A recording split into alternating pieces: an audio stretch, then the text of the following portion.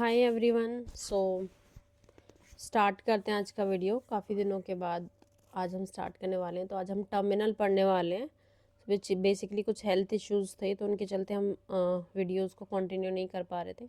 तो स्टार्ट करते हैं। सबसे पहले आज हम बात करेंगे टर्मिनल की। तो टर्मिनल आज हम पढ़ने वाले हैं। ये मैकबुक के अंदर हमारी एक एप्लीकेशन होती है, कमांड और स्पेस मैंने एंटर किया, उसमें मैंने लिखा टर्मिनल, और ये टर्मिनल ऑलरेडी इंस्टॉल्ड होती है, हमें इंस्टॉल करने की ज़रूरत नहीं है। और फिर भी हमें इंस्टॉल करना हो तो हम अपना गूगल कर सकते हैं, गूगल पे जाके चेक कर सकते हैं कैसे हम टर्मिनल को इंस्टॉल कर सकते हैं। तो हमें नीड नहीं होती है क्योंकि हमारे पास ऑलरेडी इंस्टॉल होता है मैकबुक के अंदर, जब हमारी कॉन्फ़िगरेशन होती है सिस्टम ऑपरेटिंग सिस्टम की मैक के अंदर। तो स्टार्ट करते हैं। बेसिकली टर्मिनल क्या होता है, तो टर्मिनल को पढ़ने से पहले हमें ये जान लेना बहुत ज़रूरी है कि टर्मिनल क्या है। जस्ट एक एप्लीकेशन है जो हमारी विंडोज़ में भी होती है, मैक में भी होती है, और अदर ऑपरेटिंग सिस्टम होंगे उनमें भी होती है। जस्ट हम टर्म्स अलग अलग यूज़ करते हैं। लाइक कमांड लाइन हमारी यूज़ होती है विंडोज़ के अंदर, विंडोज़ के अंदर इसको हम कमांड लाइन बोलते हैं। मैकबुक के अंदर, लिनक्स के अंदर हम इसको टर्मिनल बोलते हैं ना। कुछ अदर एप्लीकेशंस में हम इसे सीधा सीधा कंसोल भी बोलते हैं।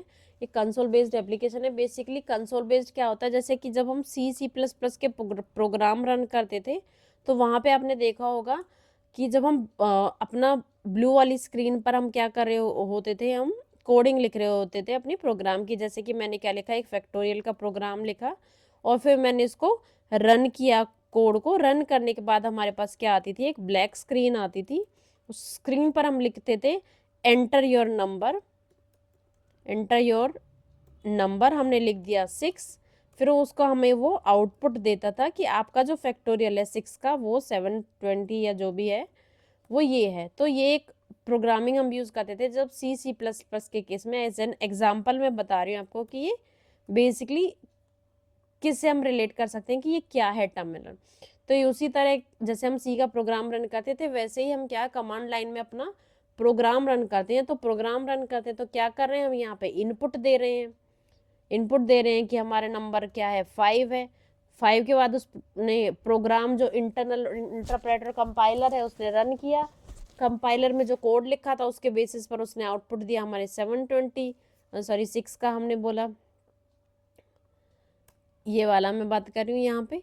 तो ये हमारा इनपुट हमने दिया यहाँ पे, कंपाइलर ने कोड के बेसिस पे ये क्या हमें दिया, आउटपुट दिया। तो बेसिकली इनपुट आउटपुट इन्वायरमेंट है ये। तो हमारा टर्मिनल भी क्या है, कमांड लाइन कंसोल ही हमारे क्या होते हैं, ये input output run time environment होते हैं। कि हमको इनपुट दिया उस पर हमें आउटपुट मिल गया, वो कैसे मिला वो हम बात करेंगे।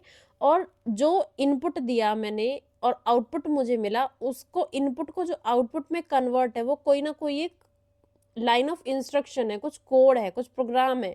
तो वो उस प्रोग्राम का नाम क्या है, टर्मिनल में हमारा क्या है, शेल। तो शेल क्या है, एक प्रोग्राम होता है जो हमारे टर्मिनल में रन करता है। अब जैसे सी और C++ की मैं बात करूँ, मैं ब्लू वाली स्क्रीन पे अपना कोड लिखती हूँ, फिर उसको कोड को क्या करती हूँ मैं, रन, पहले कंपाइल होता है फिर रन होता है। तो वो कौन करता है, कंपाइलर। जो कोड लिखा होता है उसको अंडरस्टैंड कौन करता है, कंपाइलर। और जब मैं इनपुट को आउटपुट में उस अंडरस्टैंड करके उस कोड को कौन कन्वर्ट कर रहा है, वो कंपाइलर है। कि कोड कंपाइल हुआ है और उस कंपाइलेशन के बेस पे, यानी कि जो मैंने कैलकुलेशन लिखी उसके बेस पे मेरे को फैक्टोरियल मिल रहा है, जो मैंने फैक्टोरियल का कोड लिखा है। तो ये सब काम किसका है, कंपाइलर का होता है। वैसे ही शेल भी जस्ट लाइक इन कंपाइलर, कि वो जो मैं प्रोग्राम्स लिख रही हूँ वो समझ रहा है, उसका आउटपुट मुझे दे रहा है, तो वो शेल होता है, बेसिकली एक प्रोग्राम होता है। अब बहुत सारे हमारे पास शेल प्रोग्राम होते हैं अलग अलग ऑपरेटिंग सिस्टम के बेस पर, डिफरेंट डिफरेंट टाइप के। तो मेरे पास जो बहुत पॉपुलर है, मैं मैक ऑपरेटिंग सिस्टम की बात कर रही हूँ बिकॉज मैं टर्मिनल के बारे में यहाँ बात कर रही हूँ। तो हमारे पास होता है एक बैश, दूसरा होता है जी शेल। बैश भी हमारा शेल होता है, जी शेल भी हमारा शेल होता है। तो बेसिकली जब हमें टर्मिनल के साथ डिफॉल्ट प्रोग्राम मिलता है वो होता है जी शेल। तो ये क्या होता है, हमारा जी शेल एक डिफॉल्ट प्रोग्राम होता है। तो हम स्टार्ट करते हैं अपने टर्मिनल के साथ। ये हमारा टर्मिनल है। जब मैंने टर्मिनल को ओपन किया तो ऑटोमेटिकली कुछ कन्फिग्रेशन होती है। जब हम इंस्टॉल करते हैं, हम मैक ऑपरेटिंग सिस्टम का सेटअप करते हैं, तब इंस्टॉल हो जाता है। तो जी शेल, ये देखिए, ये जी शेल है, ये डिफ़ॉल्ट शेल होता है। हम इस शेल को चेंज भी कर सकते हैं दूसरा इंस्टॉल करके, तो वो मैं यहाँ पे नहीं करने वाली हूँ। बेसिकली हम जस्ट टर्मिनल में कैसे हम यूज़ करेंगे, हमारी वो रिक्वायरमेंट नहीं है। हमारी रिक्वायरमेंट है कि हम टर्मिनल को कैसे यूज़ करते हैं, वो बेसिक रिक्वायरमेंट है। तो ये जी शेल हमारा डिफ़ॉल्ट शेल होता है। ये मेरा यूज़र का नेम है, तो ये यहाँ पे यूज़र नेम हमारा आ गया है। अब यहाँ पे हम स्टार्ट करना सीखते हैं किसको, अपने टर्मिनल को। तो सबसे पहले एल एस क्या होता है हमारा, लिस्ट ऑफ फाइल्स। अब ये यूजर का नाम है, मैं जिस पाथ पे हूँ उस पाथ की फाइल्स को दिखाएगा, यानी कि मैं सिस्टम लेवल पे हूँ, यानी कि मेरे जो यूजर है रचना @रचनास, तो उस लेवल पे हूँ मैं, उस लेवल के सारी ये फाइल फोल्डर को दिखाएगा। तो इसमें जितने भी एप्लीकेशन है, डेस्कटॉप है, डॉक्यूमेंट्स है, तो इसकी सबको क्या दिखा रहा है, उस लेवल की क्या दिखा रहा है मेरे को, फाइल्स दिखा रहा है। ये तो हो गया एल लिस्ट ऑफ फाइल्स। उसके बाद ये यहाँ पे मैं बात करती हूँ, अब मैं कौन सी डायरेक्टरी के अंदर हूँ, तो वो मेरे को दिखाएगा PWD, प्रेजेंट या print working directory. Present working या प्रिंट वर्किंग एक ही बात है कि हमारी उस डायरेक्टरी को प्रिंट करता है, शो करता है, जिस पे अभी हम काम कर रहे हैं। तो अभी हम कौन सी डायरेक्टरी में काम कर रहे थे, इसके अंदर हम काम कर रहे थे।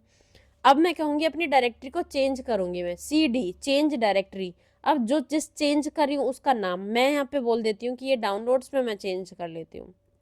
तो मैंने CD चेंज डायरेक्टरी कर दिया, तो यहाँ पे क्या आ गया, अब डाउनलोड्स। अब मैं डाउनलोड्स में बोलती हूँ लिस्ट ऑफ फाइल्स दिखाई, LS लिस्ट ऑफ फाइल्स। अब डाउनलोड्स में क्या है, बेस्ट PNG। अब ये PNGs पड़ी हुई हैं, मैं यहाँ से डाउनलोड में जाऊँगी, गिटहब हेडपिक वेबपी, देखिए तो यहाँ पे कहीं ना कहीं गिटहब हेडपी वेबपिक पड़ी होगी, ये वाली पिक हो गई। तो ये सारा मेरा जो डाटा है iosdeveloper.pdf, तो ये मेरी पूरी जो लिस्ट ऑफ फाइल्स है मैंने यहाँ पे ले आई। मैं डेस्कटॉप पे बात करती हूँ, CD, और यहाँ पे CD में मैं क्या करती हूँ, यहीं से कॉपी कर लेती हूँ मैं डेस्कटॉप। अब डायरेक्टरी मेरी डेस्कटॉप हो जानी चाहिए, तो ये कह रहा है CD मैंने नहीं लिखा था इसलिए ये गया नहीं, CD इंपॉर्टेंट है लिखना, नो सच फाइल और डायरेक्टरी, क्योंकि डाउनलोड्स के अंदर नहीं है। उसके लिए अब मुझे क्या करना, अब देखिए कि मैं जिस फोल्डर में हूँ, मैं अभी डाउनलोड्स के अंदर हूँ। अब मैं डाउनलोड से मैं बोलूँ CD change directory to desktop, तो वो नहीं जाएगा, क्योंकि वो एज एन पेरेंट वर्क करता है कि मैं अगर मैं सिस्टम लेवल पे हूँ तो वो उसके जो पेरेंट्स हैं मैं उन सब में जा सकती हूँ, लेकिन अब डाउनलोड्स के अंदर तो मेरा कोई डेस्कटॉप नाम का फोल्डर ही नहीं है, तो मैं वहाँ नहीं जा सकती हूँ। उसके लिए तो मुझे क्या करना पड़ेगा, नेविगेट बैक करना पड़ेगा। तो भैया नेविगेशन आ गई है कि जब मैं ऐप में हूँ, मैं एक चाइल्ड फोल्डर में हूँ, तो चाइल्ड से पहले मुझे पेरेंट पे वापस जाना पड़ेगा, तभी मैं उसके सिबलिंग्स पे जा सकती हूँ। तो यहाँ पे मुझे क्या करना पड़ेगा, मुझे वापस होम डायरेक्टरी में जाना पड़ेगा, मीन्स अपनी इस पेरेंट डायरेक्टरी में जाना पड़ेगा, तभी मैं इन सब डायरेक्टरीज पर जा सकती हूँ। तो यहाँ से ये बोल रहा है CD डेस्कटॉप, क्योंकि मैं डाउनलोड्स में हूँ, डाउनलोड्स में डेस्कटॉप नाम की कोई डायरेक्टरी नहीं है। तो उसके लिए मुझे क्या करना पड़ेगा, CD स्पेस डॉट्स, तो 2 डॉट और एंटर प्रेस। अब यहाँ देखोगे डाउनलोड से ये कहाँ पे आ गया, मेरे मेन फोल्ड इस डायरेक्टरी के अंदर आ गया। अब मैं बोलती हूँ यहाँ पे CD डेस्कटॉप, और जब मैं टॉप एरो यूज़ कर रही हूँ लैपटॉप के अंदर, जब मैंने 4 एरोज होती है हमारी ऑप्शंस के, शिफ्ट के बाद में जो 4 एरोज होती है ना, अप डाउन लेफ्ट राइट, तो मैंने अप वाली प्रेस करी है। तो इससे पहले मैंने जितनी भी कमांड्स यूज़ करी थी वो दिखा देता है, डाउन करूँगी तो डाउन वाली दिखा देता है। तो मैं यहाँ पे CD डेस्कटॉप करूँगी, तो अभी ये मेरा डेस्कटॉप पे आ गया। अब मैं डेस्कटॉप पे बोलूँगी LS, तो ये ऑल डेस्कटॉप डाटा, ये आप देख सकते हैं एक ही मेरा फोल्डर था, तो उसने वो मुझे दिखा दिया। अब मैं बोलूँगी back, CD space dot dot, तो ये बैक डेस्कटॉप मतलब वापस से यूज़र लेवल पे आ जाएगा। तो ये वापस से मेरा कौन से पाथ पे आ गया, यूज़र पे। अब मैं LS करूँगी तो वो मेरी जो पूरे सिस्टम की डायरेक्टरी है उनको दिखा देगा। फिर से मैं CD चेंज डायरेक्टरी करती हूँ, कहाँ पे, डॉक्यूमेंट्स करती हूँ मैं, तो ये डॉक्यूमेंट्स डायरेक्टरी में आ गया। अब मैं बोलती हूँ डॉक्यूमेंट्स के अंदर लिस्ट ऑफ फाइल्स दिखाओ, तो ये डॉक्यूमेंट्स के अंदर बहुत सारी लिस्ट ऑफ फाइल आ गई। फिर मैं बोलती हूँ कि CD अब चेंज करे कहाँ पे, बजट के अंदर चला जाए, तो ये बजट के अंदर चला गया। तो अब यहाँ पे बजट में मैं चलेगी, मैंने बोला CD, अब बजट के अंदर ये सारे आ गए। अब बजट में मैं LS करती हूँ, बजट का लिस्ट ऑफ फाइल्स। अब बजट के अंदर ये सारी फाइल्स हैं, मैं बोल रही हूँ कि जो बजट है, यहाँ पे सारी जिप फाइल्स हैं। मैं एक CD बैक करती हूँ, बैक, तो मैं बजट में आ गई, मैंने फिर से CD स्पेस स्पेस बैक, मैं कहाँ, डॉक्यूमेंट्स में आ गई, मैंने फिर कहा CD स्पेस स्पेस बैक, मैं कहाँ पे आ गई, यूज़र लेवल पे, और मैं बोलूँ फिर से CD बैक बैक, तो ये बोलेगा कि आप ऑलरेडी आउटसाइड हो, तो उसके बाहर आप नहीं जा सकते। अब मैं बोलूँगी LS, और ये फिर से इसने मुझे सिस्टम लेवल पे, ये मेरे को सिस्टम लेवल पे ले गया बैक में। मैं बोलूँगी CD, फिर से डबल, फिर से CD डबल, LS। तो ये बोल रहा है आप ऑलरेडी पेरेंट लेवल पे, उसके बाहर आप नहीं जा सकते। तो बैक के लिए अब मुझे क्या है, बहुत सारा डाटा हो गया, मैं कह रही कुछ समझ में नहीं आ रहा मैंने क्या क्या किया था। मैं बोलती हूँ क्लियर, तो इसने क्लियर कर दिया। तो ये हमारी कुछ कमांड्स हैं, ये बेसिक वाली जो हमने देखी। तो हमने सबसे पहले क्या क्या कमांड्स पढ़ी,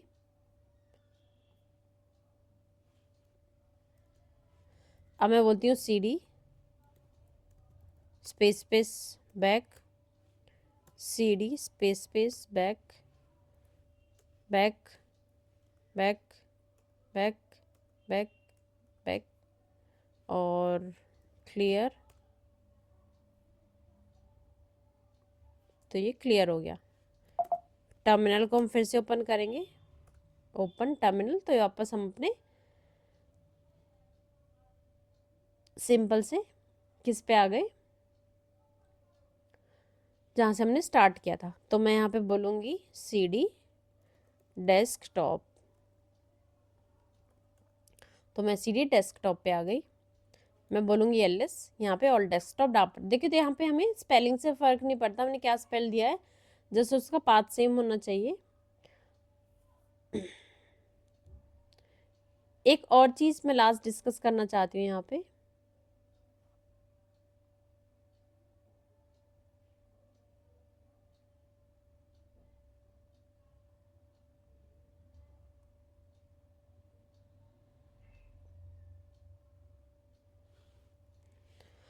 लिस्ट ऑफ फाइल्स हमने देख ली हैं, हमने क्लियर देख लिया है, हमने बैक कैसे जाएंगे वो देख लिया है।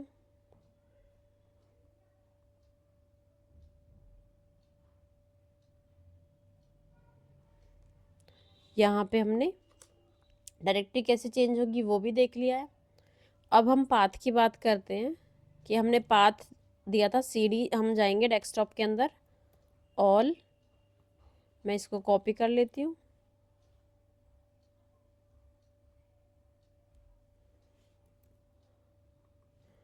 डाटा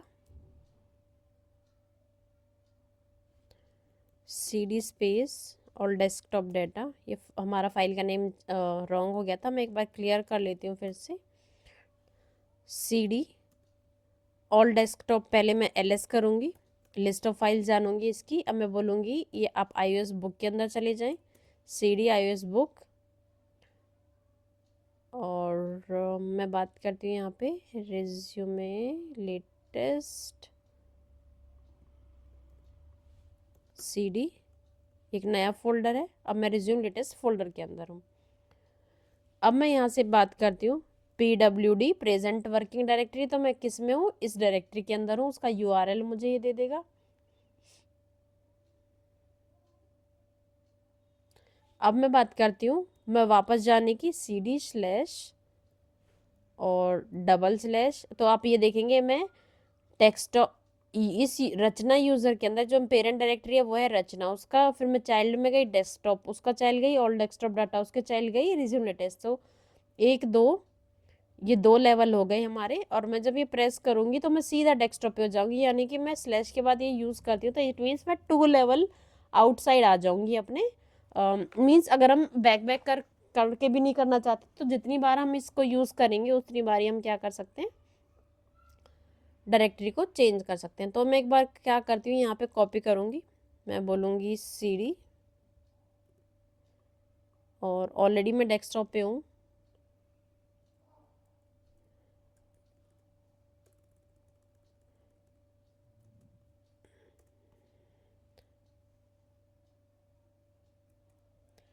ये यूज़ मैंने कर लिया। और मैं एक बार और क्या करती हूँ, डॉट डॉट, ये मेरा पूरा जितनी बार मैं लिखूंगी उतनी बार ये मेरे रूट लेवल पे मुझे लेके आएगा। अब मैं बात करती हूँ अब पाथ्स के बारे में। तो अब यहाँ आप देख रहे हैं कि जो ये मुझे मिल रहा है ये क्या है, ये सब हमें पाथ मिल रहे हैं। मैं कर लेती हूँ क्लियर, यहाँ पे इसको क्लियर कर लिया मैंने। अब मेरे पास पाथ होते हैं दो तरीके के, एब्सोल्यूट और रिलेटिव, जो कि हमने पढ़ा था। हम अपने फ्री फॉर्म में जाएंगे,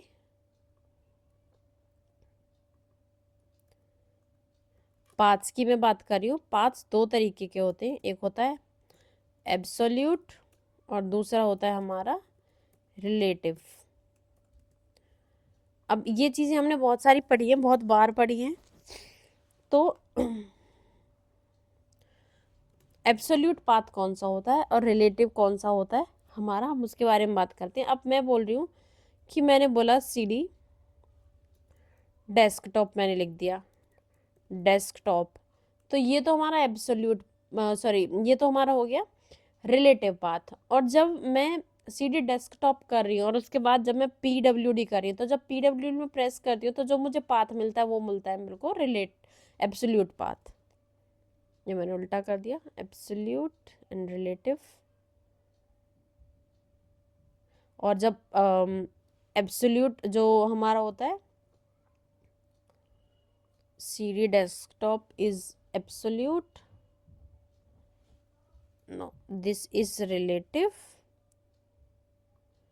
और absolute होता है जब मैंने लिखा यहाँ पे डेस्कटॉप।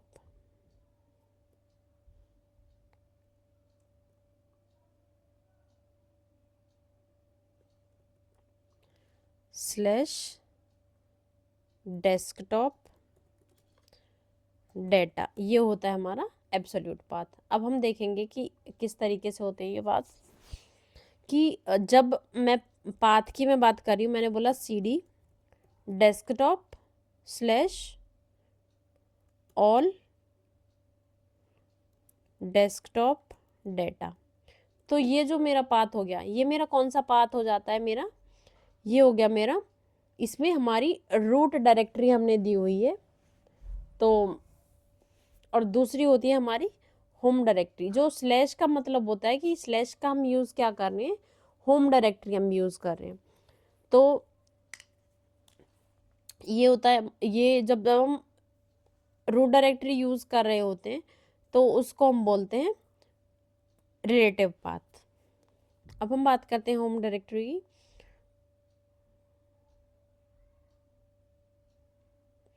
तो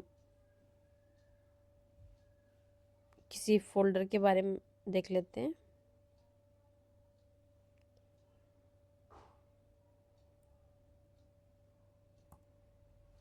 अब मैंने क्या किया, यहाँ पे मैंने स्लैश ऐड कर दिया, और जब हम स्लैश ऐड कर देते हैं तो वो क्या, कौन सा पाथ बन जाता है, ये होता है हमारा एब्सोल्यूट पाथ। अब क्योंकि हम ऑलरेडी कहाँ पे हैं, हम CD बैक जाते हैं, CD बैक, तो अब मैं ये पाथ डालती हूँ,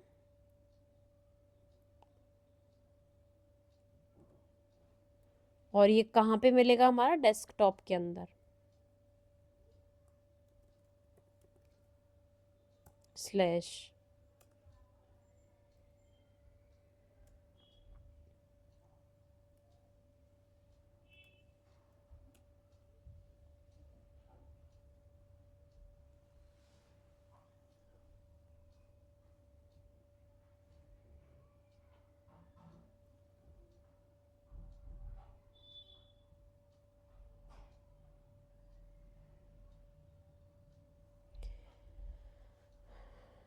क्लियर हम कर लेते हैं एक बार पहले, क्लियर,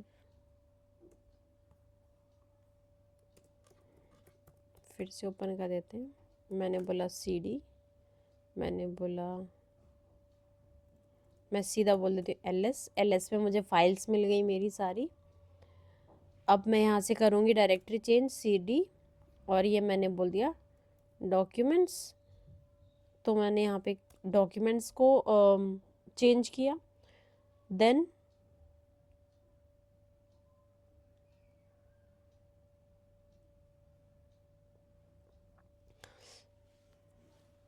उसके बाद मैं करती हूँ CD, और इसके अंदर मैं जाऊँगी कहाँ पे, पहले मैं LS करूँगी क्योंकि मुझे लिस्ट ऑफ फाइल्स हैं, और उसके किसी भी फोल्डर के अंदर मैं जाना चाहूँगी। यहाँ से स्क्रीन थोड़ा बड़ा कर लेते हैं हम, तो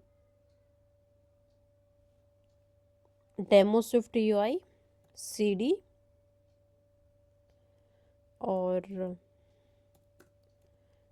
डेमो स्विफ्ट UI डायरेक्टरी मेरे चेंज हो गई। अब मैं PWD प्रेस करती हूँ तो ये क्या है डायरेक्टरी। अब डायरेक्टरी के बाद जो हमें पाथ मिल रहा है, ये कौन सा पाथ हमें मिलता है, ये पाथ हमें मिलता है एब्सोल्यूट पाथ। एब्सोल्यूट पाथ कौन सा होता है, जिसमें हम स्लैश देते हैं। अब मैं यहाँ पे कॉपी करती हूँ इसको और मैं इसको बोलती हूँ cd बैक। डॉक्यूमेंट्स में आ गए और अब मैं बोलती हूँ cd इन दिस फोल्डर।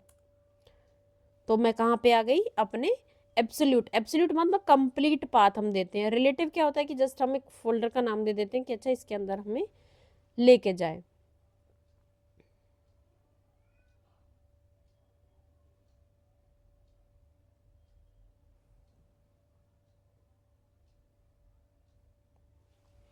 तो बेसिकली जो एब्सोल्यूट पाथ होता है हमारा कंप्लीट पाथ, और हमारी लोकेशन, जिस लोकेशन पे हमें जाना होता है, जो करंट लोकेशन हम देते हैं कि हमें इस लोकेशन पे जाना है। जैसे कि मेरी जो करंट लोकेशन है वहाँ स्विफ्ट यूआई है, तो वो पेरेंट से लेके चाइल्ड तक हमारा पूरा पाथ हम वहाँ पे प्रोवाइड करा रहे हैं। तो ये हमारा रूट डायरेक्टरी से होता है, यानी कि स्लैश यूजर रचना जो हमें प्रोवाइड कर रहा था वो क्या, रूट डायरेक्टरी से हमें प्रोवाइड करा रहा था स्लैश।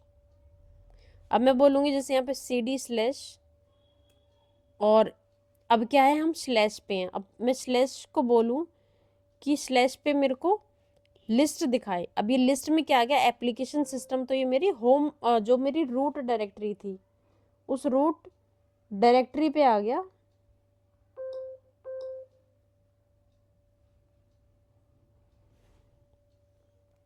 रूट डायरेक्टरी पे ये इसने दिखा दिया। अब मैं बोलूँ कि cd और टिल्ड क्या होता है, हमारा होम डायरेक्टरी होती है।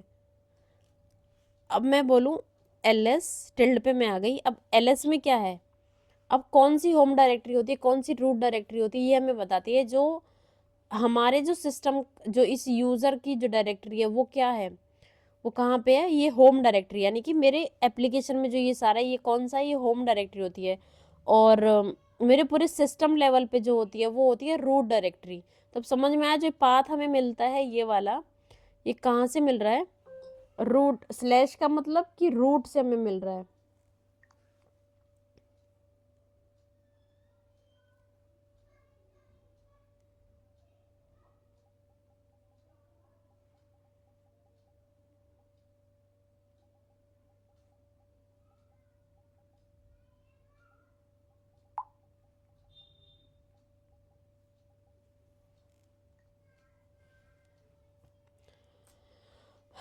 तो अब मैं बात करती हूँ इसकी। अब मैं कहाँ चलेगी, डेमो स्विफ्ट पे आई, तो मैं रूट लेवल पे गई हूँ। अब मैं यहाँ पे अगर डाल देती हूँ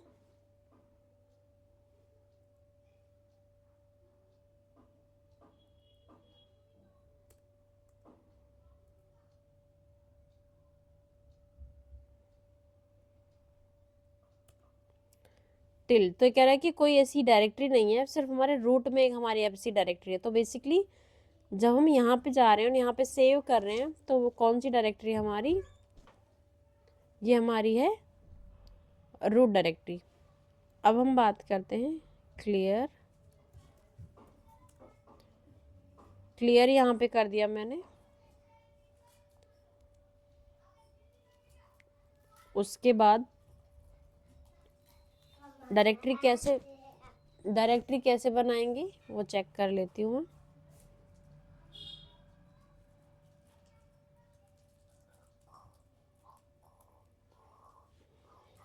उसके लिए कमांड होती है mkdir। तो ये क्या करता है, हमारा डायरेक्टरीज बनाते हैं। Bluetooth mode. तो जब भी हमें कोई नई डायरेक्टरी बनानी है तो उसके लिए हम क्या करेंगे, किसी पाथ पे जाएंगे और हम एक नई डायरेक्टरी बना देंगे।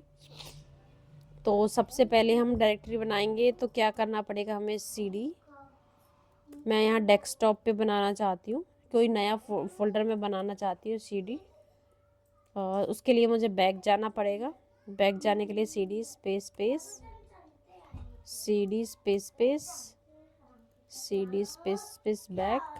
और अब मैं अपने यूज़र लेवल पे आ गई, तो मैं क्या करूँगी, mkdir और मैं cd डेस्कटॉप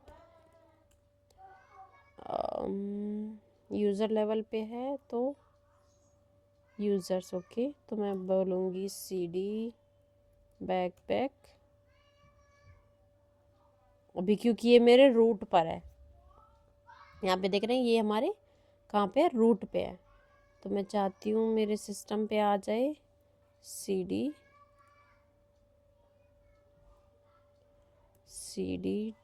मैं ls करके चेक कर लेती हूँ एक बार। तो ये मेरे एप्लीकेशन सिस्टम लेवल पे है, यूज़र्स पे है बेसिकली। तो यूज़र्स में रचना के अंदर है, तो मैं बोलती हूँ cd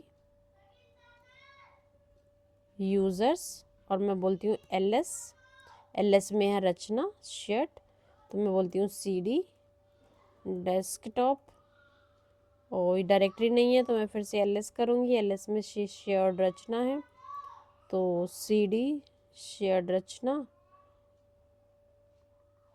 फिर प्रेजेंट वर्किंग डायरेक्टरी नहीं है तो हम एक बार टर्मिनल को क्लोज कर लेते हैं, क्योंकि ये by default I thought so.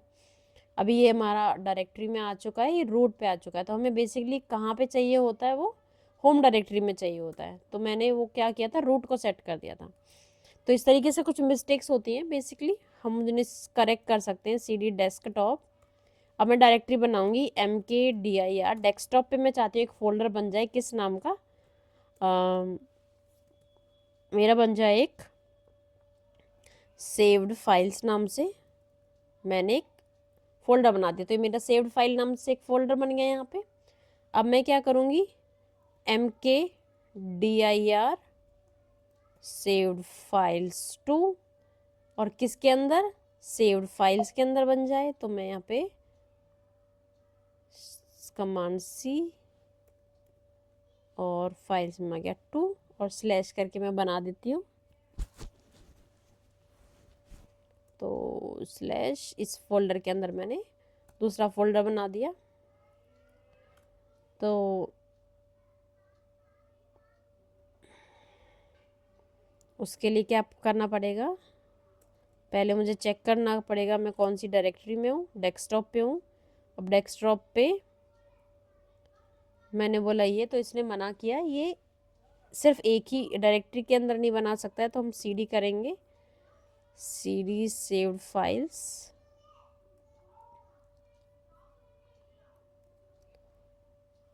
Saved files, तो cd के अंदर cd desktop slash saved files, तो डेस्कटॉप के अंदर चला गया। यहाँ पे cd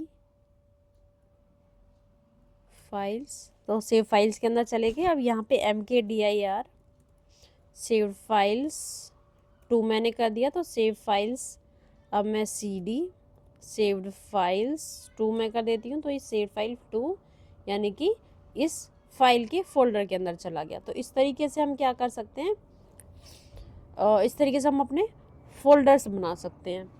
तो अब मैं क्या चाहती हूँ कि इसके अंदर मैं एक और बनाऊँ, फोल्डर 3। तो मैं cd बैक डॉट डॉट, तो मैं कहाँ पे आ जाऊँगी, डेस्कटॉप पे आ जाऊँगी। तो मैं क्या कह रही हूँ कि मुझे फोल्डर बनाना है cd, यहाँ पे मैं बनाऊँगी mkdir my saved files slash my files. तो ये मैं फोल्डर बनाना चाहती हूँ डेस्कटॉप पे।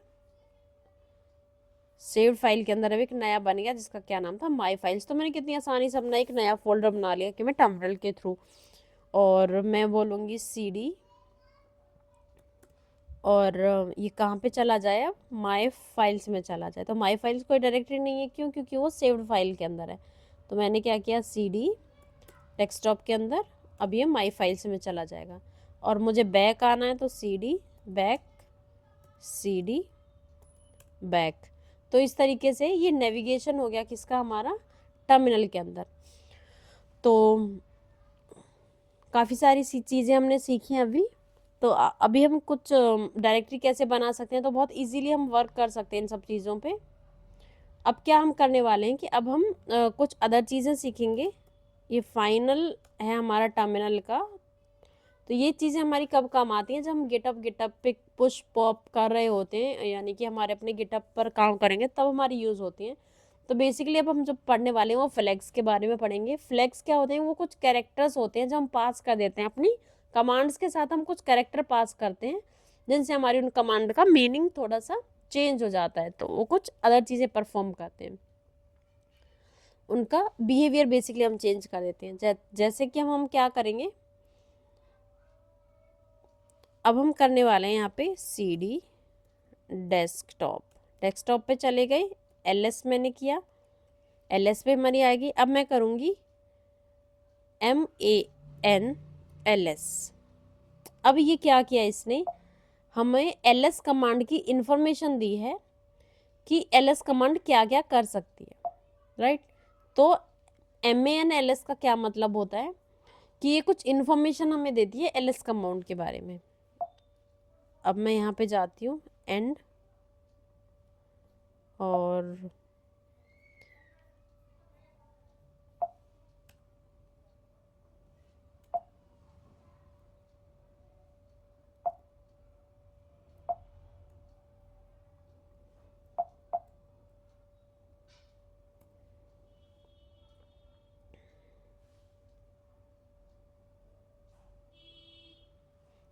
इसके बाद मैं क्या करूँगी, Q, एक बार हम टर्मिनेट करके फिर से ओपन करेंगे। कर्सर हमारा वर्क नहीं कर रहा है, तो हमने क्या डिस्कस किया था, CD डेस्कटॉप LS, और जैसे हमने मैन किया था,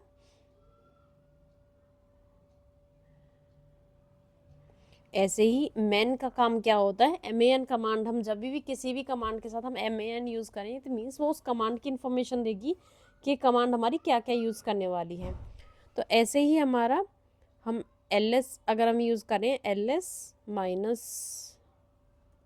-L, तो ये क्या बताती है हमें, उन फाइल्स की कंप्लीट इंफॉर्मेशन देती है लिस्ट की कि ये क्या क्या इंफॉर्मेशन हम प्रिंट कर सकते हैं इन कमांड्स के थ्रू। तो ऐसे ही LS जब हम देते हैं तो ये इस फाइल की पूरी इंफॉर्मेशन देती है कि वो किस टाइम पे, किस डेट पे, किस यूज़र के अंदर, और कैसे कब स्टोर हुई है। तो वो पूरी इंफॉर्मेशन हम इस चीज़ के बारे में, उस फाइल के बारे में देगी, उसकी टाइम एंड डेट जिस तरीके से हमें प्रोवाइड करा रही हैं। तो L क्या कमांड, पूरी लिस्ट उस LS उसके बारे में देगी इंफॉर्मेशन कि क्या हमें फ्लैग हमें का क्या पास करना होगा, L। ऐसे ही हम LS के साथ अगर A पास कर दें तो हमारी कुछ हिडन फाइल्स होती हैं जो उन्हें ये सिस्टम लेवल पे हिडन फाइल्स होती हैं, उन्हें हमारे प्रिंट करा देता है। LS -LA ये क्या करता है, कंप्लीट इन्फॉर्मेशन, ये दोनों फाइल्स L और A, इन दोनों फाइल्स का हमें क्या दे देता है, ये कॉम्बिनेशन की सारी डिटेल हमें प्रोवाइड कराती है कि कब कोई फाइल जनरेट हुई है, क्रिएट हुई है, तो उनकी पूरी इन्फॉर्मेशन हमें दे देती है। हिडन फाइल्स बेसिकली हमें हिडन फाइल्स दे देती है। और ये तो डेस्कटॉप के बारे में बात हो गई। अब मैं बैक जाऊंगी, CD बैक क्लियर। तो अभी ये सिस्टम लेवल पे है, तो सिस्टम पे मैं क्या करती हूँ, मैं CD डॉक्यूमेंट्स LS, ये तो हमारी लिस्ट ऑफ फाइल्स हैं, LS -L। अब ये फाइल की इंफॉर्मेशन है, टाइम बता रहा है, का नाम बता रहा है, कब कब क्रिएट हुई है वो बता रहा है। अब LS -A में करूँगी तो यहाँ पे जितनी भी फाइल्स हैं और उनके साथ जो टोटल जितनी भी फाइल्स हैं वो हिडन फाइल्स भी उसके अंदर इंक्लूड होगा विथ एक्सटेंशन। यहाँ पे एक्सटेंशन के साथ हमारी फाइल्स हमें दिखेंगी। LS के साथ अगर -A, हम ये फ्लैग्स हैं बेसिकली जो हम कमांड के साथ पास करते हैं। जिससे हमें सारी इन्फॉर्मेशन मिल जाती है। तो अभी हम कर देते हैं यहाँ पे क्लियर। तो ये हमने सारे फ्लैग्स देख लिए और अब हमारे पास एक कमांड बचती है जिसका नाम है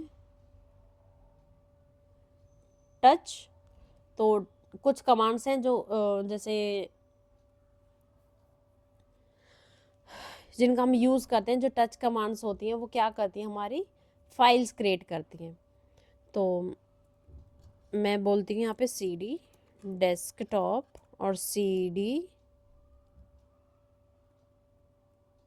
डॉक्यूमेंट्स के अंदर हैं हम, तो हम cd डेस्कटॉप करेंगे। पहले हम बैक जाएंगे, cd बैक। अब cd डेस्कटॉप और ये अब डेस्कटॉप पे हम आ गए। अब cd सेव्ड फाइल्स के अंदर हम चले गए। अब यहाँ पे मैं करूँगी pwd प्रेजेंट वर्किंग डायरेक्टरी। मैंने चेक कर लिया कि मैं सेव्ड फाइल के अंदर हूँ। अब सेव्ड फाइल्स के अंदर एक और फोल्डर है, मैं उसके अंदर जाती हूँ, cd सेव्ड फाइल्स टू और मैं pwd करूँगी और सेव्ड फाइल्स 2 में मैं पहुँच गई हूँ, यानी कि यहाँ पे। अब मैं यहाँ पे क्या करूँगी,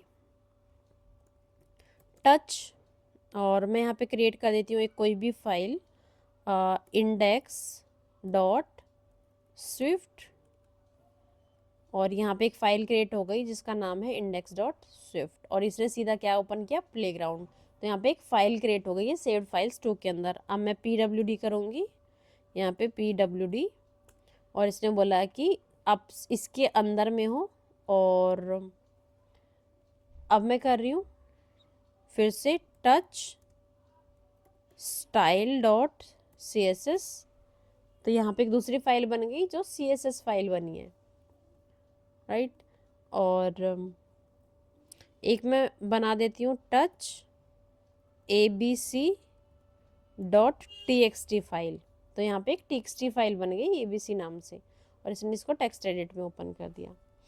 तो ये इतनी सारी मैंने फाइल्स यहाँ पे बनाई, और अब मैं क्या करती हूँ, यहाँ पे ls में ये तीनों फाइल्स जो बनी है वो क्रिएट कर दी। pwd में करती हूँ, तो स्विफ्ट फाइल टू इस present working directory is this. और ये स्लैश क्या बताता है, स्लैश बताता है कि हम रूट लेवल पे, और टिल्ड हम जब हम यूज़ करते हैं यहाँ पे टिल्ड हमें क्या बताता है कि हम होम डायरेक्टरी के अंदर हैं। इस तरीके से हमारी सारी इन्फॉर्मेशन टच क्या करता है कि हमारी फाइल के एक्सेस को, उनके मॉडिफिकेशन टाइम को भी चेंज कर सकता है। तो उसके लिए हम क्या कर सकते हैं, मैन ls हम करें, तो ये हमारे कमांड के बारे में हमें यहाँ पे ls के बारे में बताया है।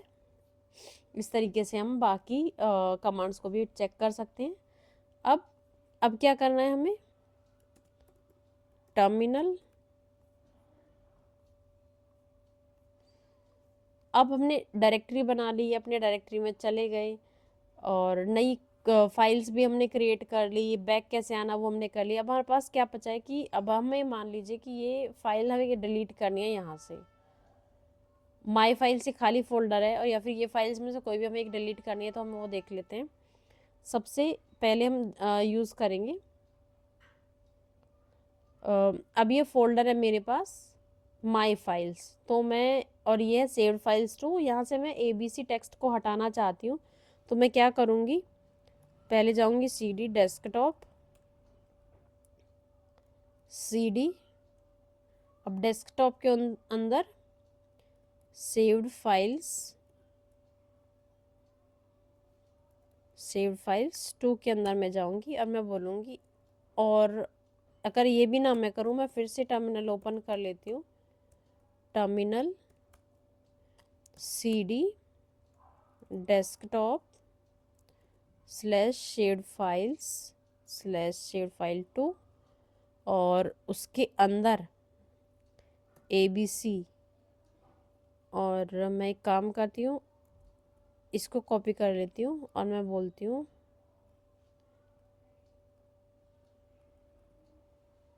RM और मैंने क्लिक किया।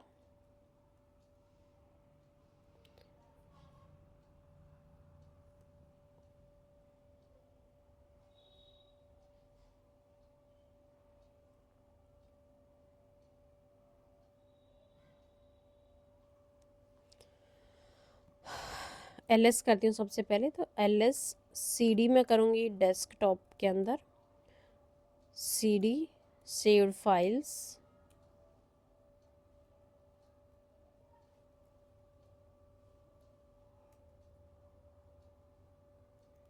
टू, और no such file directory, CD मुझे लिखना था,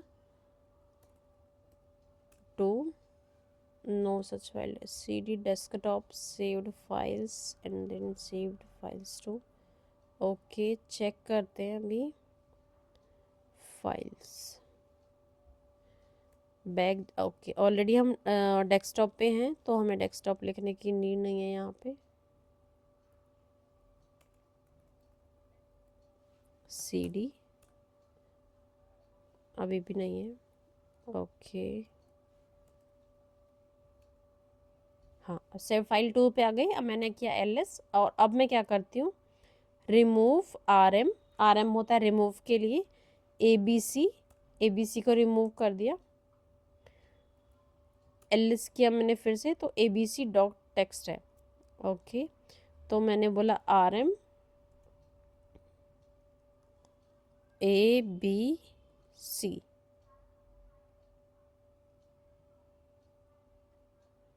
no such file, why, ABC तो है हमारे पास, RM index,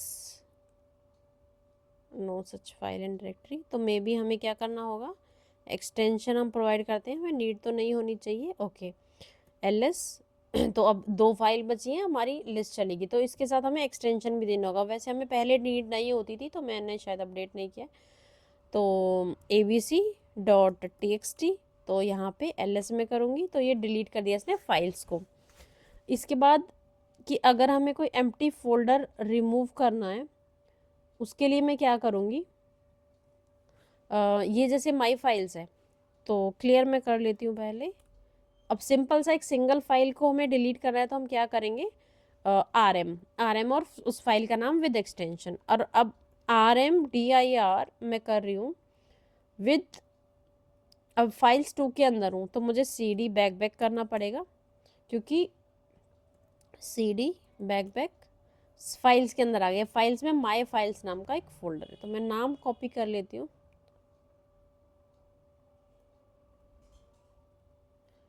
it's okay RMDIR। और अगर मैं अगर RM करूँ सिर्फ माई फाइल्स को, तो देखिए ये एक डायरेक्टरी है, RM फाइल डिलीट करता है, तो मुझे क्या करना पड़ेगा, RMDIR और एंटर, और वो डिलीट हो गया मेरा फोल्डर। और अब मैं कह रही हूँ कि ये है RMDIR था, ये कौन से फोल्डर को डिलीट करता है वो हम देख लेते हैं, RMDIR, और मैं कह रही हूँ सेव्ड फाइल्स 2 को डिलीट कर दे, सेव्ड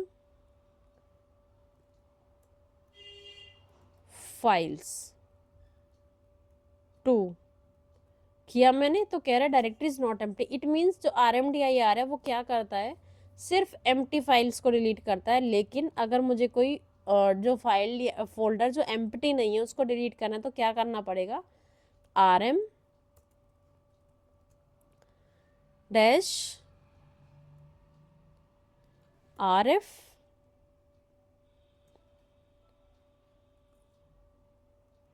ओहो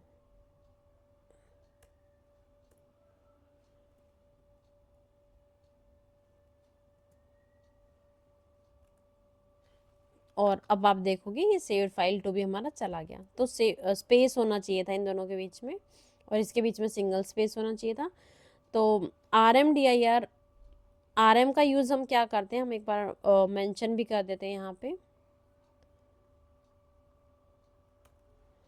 RM फाइल्स को डिलीट करता है, RMDIR एम्प्टी फोल्डर्स को डिलीट करता है, और सॉरी RMDIR और RM स्पेस RF और फाइल का फोल्डर, एनी फोल्डर, कोई भी फोल्डर, ये एम्प्टी को भी ये कर देगा।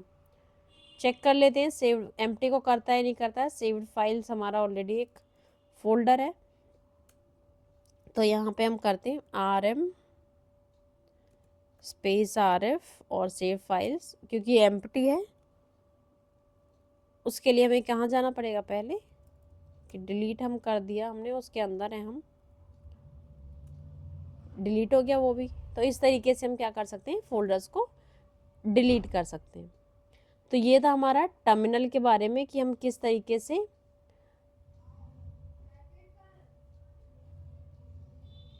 फोल्डर्स को डिलीट कर सकते हैं। तो ये था हमारा टर्मिनल के बारे में। नेक्स्ट वीडियो के में हम देखेंगे गिटहब के बारे में।